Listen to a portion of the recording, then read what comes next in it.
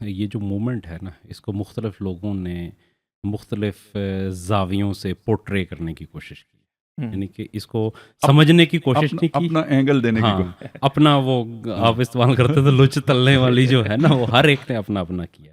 मतलब अगर आप इंडियन मीडिया को देखें तो उन्होंने इसको बना के पेश किया कि ये पाकिस्तान के अगेंस्ट कोई अपराइजिंग जो है ना वो इस तरह की कश्मीर के चीज़। अंदर हो गई है।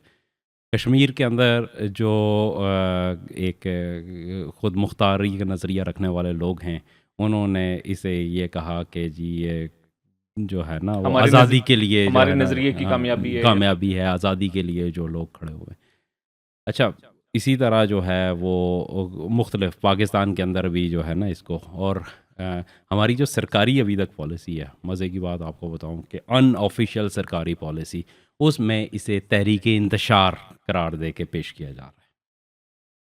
तो इन सारे उससे हट के जो है ना, इसके डायनामिक्स बड़े दिलचस्प हैं, उसको समझने की एक ज़रूरत है। कि आप ये देखें कि जैसे पाकिस्तान के अंदर जो सिस्टम आया था, यहाँ पे कंट्रोल डेमोक्रेसी का अभी हमें नज़र आ रहा है, फॉर्म 47 और 45 की बातें जो है ना, कश्मीर के अंदर ये 90 से शुरू हो गया था। 90 की दहाई के अंदर से ये होता है कि जो भी हुकूमत होती है वो, हाँ, वफाक में वो अपनी मर्ज़ी के वहाँ पे लोगों को मुंतखब करवाती है।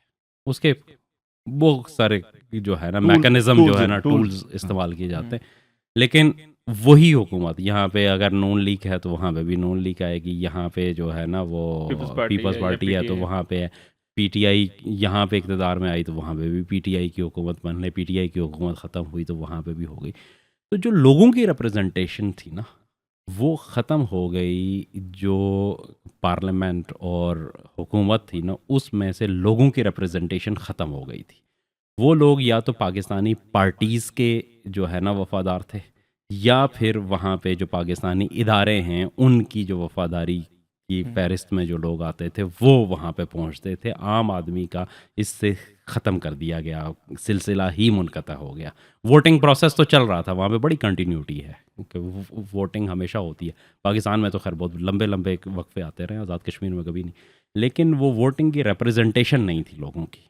एक चीज़ इसको नोट करने की ज़रूरत है। दूसरी चीज़ यहाँ पे है कि ये लोग आए, इन्होंने वहाँ पे अपनी ग्रिप मजबूत करने के लिए वहाँ पे ब्यूरोक्रेसी को मजबूत किया, और ब्यूरोक्रेसी को इतना मजबूत किया कि आप अंदाज़ा करें कि जो 1947 में वहाँ पे 8 या 9 तहसीलें थी, 8 थी या 9 थी मुझे, वो अब 13 अजला बन चुके हैं, और इतने सब डिवीजन्स बन चुके हैं, इतने डिवीजन बन चुके हैं, और उसके ऊपर वजारतें, और उसके अंदर मतलब जो कुल बजट है उसका जो क्या कहते हैं कि तकरीबन 70 से 75% जो है वो बराह रास्त ब्यूरोक्रेसी की तनख्वाहों और मराहत के ऊपर जा रहा है।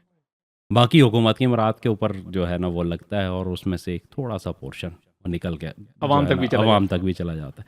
मतलब इसमें एक चीज़ यहाँ जो अवाम तक जाता है उसमें अभी ठेकेदारों का हिस्सा, वो तो खैर बीच में और भी बेशुमार हिस्से होते हैं। लेकिन मतलब आप इसका अंदाज़ा करें कि ये जो टोटल रिलीफ था जो अभी मिला इस तहरीक के बाद, वो कितने का था? वज़ीर आज़म साहब ने अनाउंस किया 32 अरब रुपए का, कि 32 अरब रुपए इन्होंने दिए हैं, जिससे ये सारा रिलीफ मिल गया। वहाँ पे 3 रुपए यूनिट भी हो गया, वहाँ पे आटा जो है ना वो 2000 रुपये मन हो गया, और ये सारा रिलीफ जो है वो 32 अरब रुपए पे बना, मतलब एक फ्लाईओवर के बराबर रकम है जी। और नहीं, जो अगली चीज़ देखें कि जो बजट है आज़ाद कश्मीर का, वो 2 खरब और 23 अरब रुपए का बजट था।